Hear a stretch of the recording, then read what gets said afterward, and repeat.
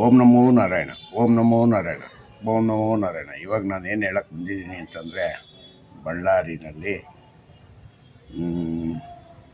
ಬ್ಯಾನರ್ಗೋಸ್ಕರ banner ಅಂತಂದರೆ ಒಂದು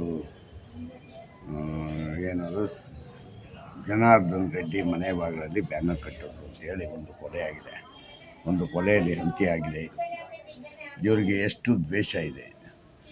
ಭರತ್ ರೆಡ್ಡಿ ಮತ್ತು ನೋರಾ ಭರತ್ ರೆಡ್ಡಿ MLA, ಅಲ್ಲಿ MLA ಅಲ್ಲಿ ಅವ್ರ ತಂದೆ MLA ಆಗಿದ್ರು ಹಿಂದೆ.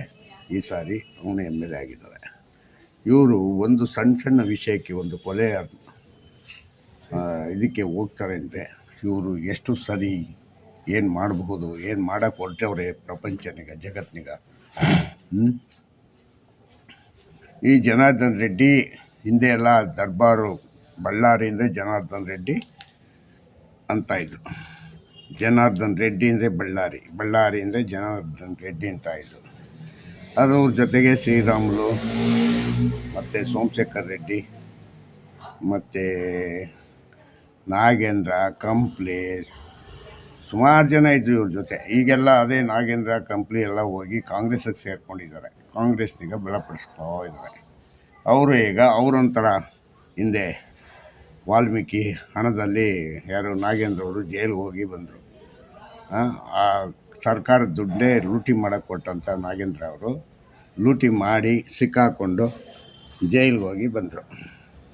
ಈಗ ಇವರು ವಾಲ್ಮೀಕಿ ಇದನ್ನೀಗ ಒಂದು ಫಂಕ್ಷನ್ ಮಾಡಬೇಕು ಅಂಥೇಳಿ ಬ್ಯಾನರ್ ಹಾಕ್ಕೊಂಡು, ಬ್ಯಾನರ್ನಿಗೆ ಎಲ್ಲೆಲ್ಲಿ ಕಟ್ಟಬೇಕು, ಹೆಂಗಿರಬೇಕು, ನಾವು ಏನೋ ಯಾವುದೇ ರೀತಿಯಾದ ತಪ್ಪು ಮಾಡಬೇಡಿ. ಒಂದು ಫಂಕ್ಷನ್ ಮಾಡೋರು ತುಂಬ ಮುಂಜಾಗ್ರತೆ ಮಾಡಬೇಕು. ಸುಮ್ಮನೆ ಯಾಕೆ ಅನವಶ್ಯಕವಾಗಿ ಅವ್ರ ಮನೆ ಬಾಗಿಲು ಇವ್ರ ಮನೆ ಬಾಗಿಲು ಕಟ್ಟಬೇಕು.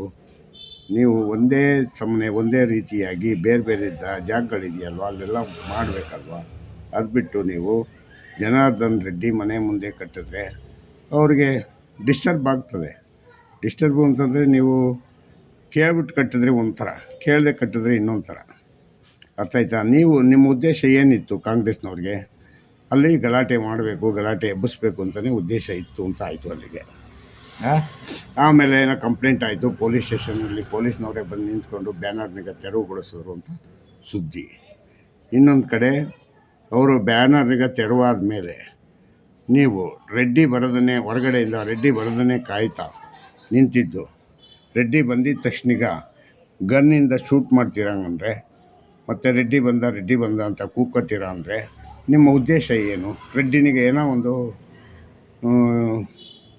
ಗತಿ ಕಾಣಿಸ್ಬೇಕು ಅಂತ ಡಿಸೈಡ್ ಮಾಡಿದ್ವಿ ಅಂತ ಆಯಿತು ಅಲ್ಲಿಗೆ. ರೆಡ್ಡಿನಿಗ ಇವತ್ತು ನೀವೊಬ್ಬರು ಸಾಯಿಸ್ಬಿಡ್ಬೋದಪ್ಪ, ನಿಮಗೆ ಸಿಕ್ಕುವಂಥ ಭಾಗ್ಯ ಏನಪ್ಪ? ಅವನು ರೆಡ್ಡಿ ಅವರು ಕೂಡ ಏನೋ ಒಂದು 10 ಜನಕ್ಕೆ ಆಹಾರ ಮತ್ತು ಸಪೋರ್ಟು ಏನೋ ಮಾಡ್ಬೋದು. ಮನುಷ್ಯ ಜೀವಂತವಾಗಿರುವಾಗ ಯಾರ್ಯಾರು ಏನು ಮಾಡ್ತಾರೆ ಅಂತ ಯಾರಿಗೂ ಗೊತ್ತಿರೋಲ್ಲ.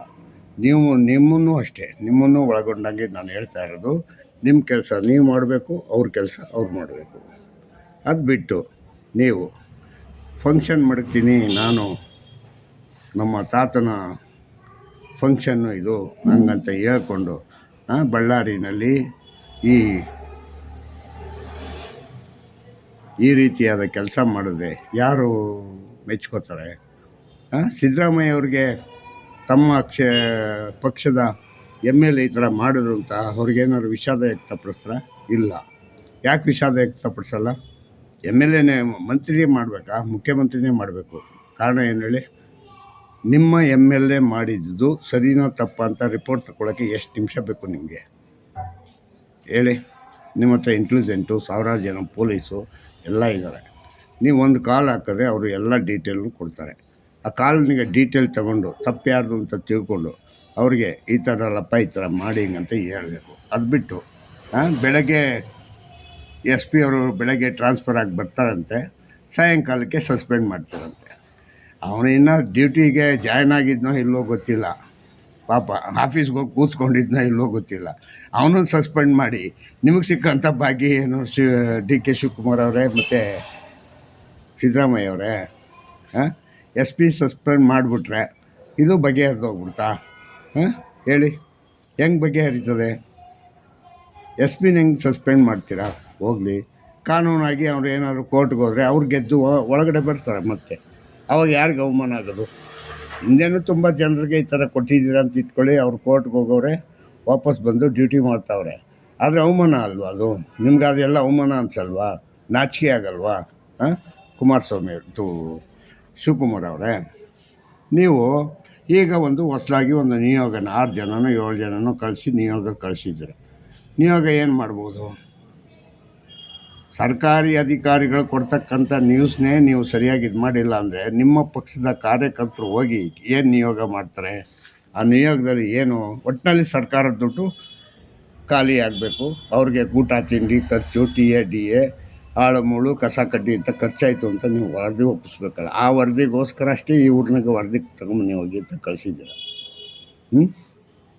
ಹೆಂಗೆ ಇದು ಹೇಳಿ? ಯಾವುದಾದ್ರು ಒಂದು ವರದಿ ಸರ್ಕಾರದ ಪರವಾಗಿ ಬಂದಿದೆಯಾ? ಎಲ್ಲ ತಿಪ್ಪೆ ಸಾರ್ದಂಗೆ ಸಾರ್ಬಿಟ್ಟು ಮೂಢ ಹಗರಣ ಮಾಡಿದ್ರಿ. ಏನು ಮಾಡಿದ್ರಿ? ತಿಪ್ಪೆ ಸಾರ್ದಂಗೆ ಸಾರ್ಬಿಟ್ಟು ಆ ಹಗರಣನೇ ಮುಚ್ಚಾಕ್ಬಿಟ್ರಿ. ಇಷ್ಟೇ ನೀವು ಮಾಡೋದು, ಡಿ ಕೆ ಶಿವಕುಮಾರ್ ಅವರೇ ಮತ್ತು ಸಿದ್ದರಾಮಯ್ಯ ಅವರೇ. ಒಳ್ಳೆ ಜೋಡಿ ಕಂಡ್ರಿ ನೀವು, ಒಳ್ಳೆ ಜೋಡಿ, ಅಕ್ಕ ಬುಕ್ಕ ಇದ್ದಂಗೆ. ಏನೋ ಇಬ್ಬರೂ ಹಂಗೆ, ಯಾವುದೇ ತಪ್ಪಾದ್ರೂ ಅದಕ್ಕೊಂದು ನಿಯೋಗ ಮಾಡೋ, ಅದಕ್ಕೊಂದು SIT ಮಾಡೋ, ಹಂಗೆ ಮಾಡು ಹಿಂಗೆ ಮಾಡು ಅಂತೇಳಿ ಒಟ್ಟಿನಲ್ಲಿ ದುಡೋಕೆ ಏನು ಬೇಕೋ ಅದು ಮುಂದೆ ದುಡ್ತಾಯಿದ್ದೀರ. ವಿಜಯೇಂದ್ರ ಮತ್ತು ಅವರ ಅಶೋಕ್ ಮತ್ತು ಅವರ ಸಹಪಾಠಿಗಳೆಲ್ಲ ಹೋಗಿ ಅವರು ನೀವು ಮಾಡಿರ್ತಕ್ಕಂಥದ್ದು ಸರಿಯಾದ ಕ್ರಮ ಅಲ್ಲ, ನೀವು ಹಂಗೆ ಹಿಂಗೆ ಅಂತೆಲ್ಲ ಅವರು ಬೊಬ್ಬೆ ಬಡ್ಕೊತಾ ಇದ್ದಾರೆ. ಅವ್ರು ಬಡ್ಕೊಂಡಿದ್ದ ಬೊಬ್ಬೆಗೆ ನಿಮ್ಗೇನಾದ್ರು ಒಂಚೂರು ಕನಿಕರ ಇದೆಯಾ? ಏನೂ ಇಲ್ಲ. ಯಾಕೆ ಹೇಳಿ ಕನಿಕರ ಇಲ್ಲ? ವಿರೋಧ ಪಕ್ಷ ಇರೋದು ಏನಕ್ಕೆ? ಅವರಷ್ಟಕ್ಕೆ ಅವ್ರು ಕೂತ್ಕೊಂಡು ಹೋಯ್ತಾರೆ, ಹೋಗ್ಲಿ ಅಂತೇಳಿ ಇನ್ನು ಆರಾಮಾಗಿರ್ತೀರ. ಅವ್ರು ಕೇಳಿದ ಕ್ವಶನ್ಗಳಿಗೆ ಯಾವ್ದಾದ್ರು ಒಂದು ಉತ್ತರ ಕೊಟ್ಟಿದ್ದೀರಾ ಯಾವತ್ತಾದ್ರೂ? ವಿರೋಧ ಪಕ್ಷಕ್ಕೆ ಕೊಡಲ್ಲ. ಯಾಕೆ ಹೇಳಿ? ಅಷ್ಟಕ್ಕೆ ಕೋಪ ಬಂದುಬಿಡುತ್ತೆ. ಏನ್ರಿ ನೀವೇನು BJP ಅವರಾ ಅಂತ ಪತ್ರಕರ್ತನೇ ಕೇಳ್ತೀರ ಅಲ್ವಾ ಸಿದ್ದರಾಮಯ್ಯರೇ? ಅದಕ್ಕೆ ಇದು ಯಾಕೆ ಈ ಥರ ತಿಪ್ಪೇಸ್ವರ ಕೆಲಸಗಳು ಮಾಡ್ತಾಯಿದ್ದೀರಾ ಹೇಳಿ? ತಿಪ್ಪೆ ಸಾರಿಸ್ತಾ ಹೋಯ್ತಾ ಇದ್ರೆ ಪ್ರತಿಯೊಂದು ತಪ್ಪು. ಮತ್ತು ನಮ್ಮ ಇವರು ಯಾರೋ ಪರಮೇಶ್ವರ್ ಅವರೊಂದು ಕತೆ ಹೇಳಿದ್ರು. ಈಗಾಗಲೇ ಎಲ್ಲ ಅಧಿಕಾರಿಗಳು ಹೋಗಿದ್ದಾರೆ, ಅಲ್ಲಿ ಹೋಗಿ ನೋಡ್ತಾರೆ. ನೋಡಿ ಇದು ಪ್ರೈವೇಟ್ ಗನ್ಮ್ಯಾನ್ಗಳು ಅಂತ ಕಂಡು ಬಂದರೆ ಅವ್ರು ಯಾರು ಇಲ್ಲ ಅಂತ, ಅವ್ರನ್ನೀಗ ಅರೆಸ್ಟ್ ಮಾಡ್ತೀವಿ ಹಂಗೆ ಹಿಂಗೆ ಅಂತ ಎಲ್ಲ ಹೇಳ್ತಾರೆ. ಗೌರ್ಮೆಂಟ್ ಗನ್ಮ್ಯಾನು ಇವ್ರಿಗೆ ಜನಾರ್ದನ್ ರೆಡ್ಡಿಗೆ ಮತ್ತು ಇವ್ರಿಗಿದ್ದಾರೆ ಶ್ರೀರಾಮುಲುಗೆ, ಅವ್ರು ಯಾರು ಗನ್ನಿಗೆ ಆರಿಸಿಲ್ಲ. ಮತ್ತು ಇನ್ಯಾರು ಆರಿಸಿದ್ರು? ಪ್ರೈವೇಟ್ ಗನ್ಮ್ಯಾನ್ಗಳು ಆರಿಸಿರೋದು. ಪ್ರೈವೇಟ್ ಗನ್ಮ್ಯಾನ್ ಆರಿಸಿರೋದು ಅಂತಂದರೆ ಇಮಿಡಿಯೇಟ್ ಹೋಗಿ ಅರೆಸ್ಟ್ ಮಾಡ್ಕೊಂಡು ಬನ್ನಿ. ಆಗಲ್ವ ಅದು? ಯಾಕೆ ಅವ್ರು ಕೋರ್ಟ್ಗೆ ಹೋಗಿ ಜಾಮೀನು ಬೇಲ್ ತಗೊಳ್ಳಿಂಗಂತ ವೆಯ್ಟಿಂಗ್ ಮಾಡೋದಾ? ಏನ್ರಿ ನಿಮ್ಮ ಐಡಿಯಾ ಮಿಸ್ಟರ್ ಪರಮೇಶ್ವರ್?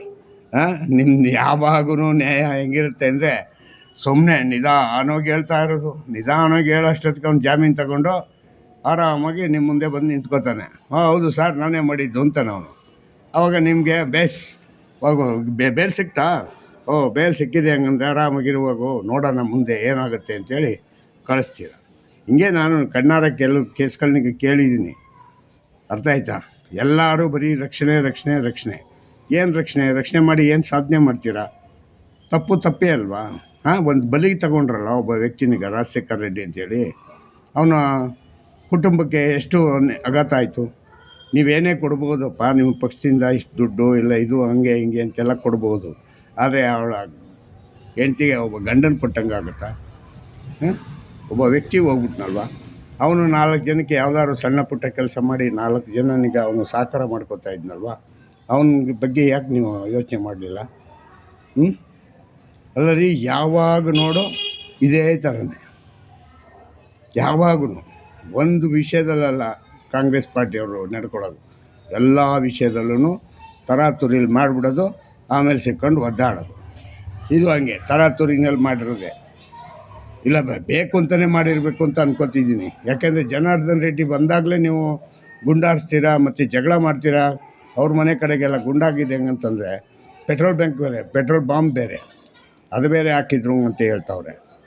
ಮತ್ತು ಇನ್ನೇನು, ನಿಮ್ದು ಯಾವುದೋ ಕಾಯ್ದೆ ಮಾಡಿದ್ರಲ್ಲ, ಯಾವುದು ಸಿದ್ದರಾಮಯ್ಯ ಅವರೇ, ವಿರೋಧಿ ಭಾಷಣ ಮಾಡಿದ್ರೆ ಮತ್ತು ಪ್ರಚೋದನಕಾರಿಯಾಗಿ ಮಾಡಿದ್ರೆ ಅವ್ರನ್ನೀಗ 5 ವರ್ಷ ಶಿಕ್ಷೆ ಹಂಗೆ ಹಿಂಗೆ ಅಂತ. ಅದು ಸುದ್ದಿನೇ ಇಲ್ಲ. ಈಗ ಅರೆಸ್ಟ್ ಮಾಡಿ ಅವ್ರನ್ನೀಗ ಯಾರನ್ನ MLAನೀಗ ನಾರಾ ಭರತ್ ರೆಡ್ಡಿನೀಗ ಅರೆಸ್ಟ್ ಮಾಡಿ ಅವ್ರನ್ನೀಗ ತಗೊಂಡೋಗಿ ಇದು ಮಾಡಿ ಸಸ್ಪೆಂಡ್ ಮಾಡಿ ಎಷ್ಟು ವರ್ಷ ನೀವು ಇಡ್ತೀರ ನೋಡೋಣ. ಆವಾಗ ಹೌದು ನೀವು ಮಾಡಿದ ಕಾನೂನು ಒಳ್ಳೆ ಟೈಮ್ಗೆ ಸಮಯಕ್ಕೆ ಅನುಕೂಲ ಆಯಿತು ಅಂತ ತಿಳ್ಕೊಳ್ಳೋಣ. ಅಲ್ವಾ? ಅದು ನಿಮ್ಮ ಪಾರ್ಟಿಯವ್ರಿಗೆ ಆಗಲ್ಲ ಕೇಸೆಲ್ಲ. ಆ ಪೊಲೀಸ್ನವರು ಹಂಗೆ ಇದ್ದಾರೆ. ನಿಮ್ಮ ಯಾವುದೇ ಕಾಂಗ್ರೆಸ್ ಆಗಿದ್ದಾಗ ಕಾಂಗ್ರೆಸ್ ಪರ ಇರ್ತಾರೆ, BJP ಪರ ಇದ್ದರೆ BJP ಪರ ಇರ್ತಾರೆ ಯಾರು ಪೊಲೀಸ್ನವರು. ಅದು ಸತ್ಯನೇ, ಅದು ಇರಬಾರ್ದು ಅಂತೇನೂ ಅಲ್ಲ. ಆದರೆ ಅತಿಯಾಗಿರಬಾರ್ದು. ಸಾಮಾಜಿಕ ನ್ಯಾಯ ಕೊಡಬೇಕು ಎಲ್ಲರಿಗೂ. ಆವಾಗ ಅದರಿಂದ ಏನಾದ್ರೂ ಒಂದು 4 ಜನಕ್ಕೆ ಅನುಕೂಲ ಆಗುತ್ತೆ. ಅರ್ಥ ಆಯ್ತಾ? ಇಷ್ಟು ಹೇಳ್ತೀನಿ. ಜೈ ಹಿಂದ್, ಜೈ ಕರ್ನಾಟಕ ಮತ್ತು ಓಂ ನಮೋ ನಾರಾಯಣ. ನಾನು ನನ್ನ ಇದನ್ನೀಗ ಇನ್ಸ್ಟಾಲ್ ಮಾಡಿಕೊಡಿ ಮತ್ತು ಸಬ್ಸ್ಕ್ರೈಬ್ ಮಾಡಿ ಮತ್ತು ಶೇರ್ ಮಾಡಿ, ಗಂಟೆ ಬೆಲ್ನಿಗೆ ಸದ್ದು ಮಾಡಿ. ಇಷ್ಟು ಹೇಳ್ತಾ ಜೈ ಹಿಂದ್, ಜೈ ಕರ್ನಾಟಕ ಮತ್ತು ಓಂ ನಮೋ ನಾರಾಯಣ. ಓಂ ನಮೋ ನಾರಾಯಣ.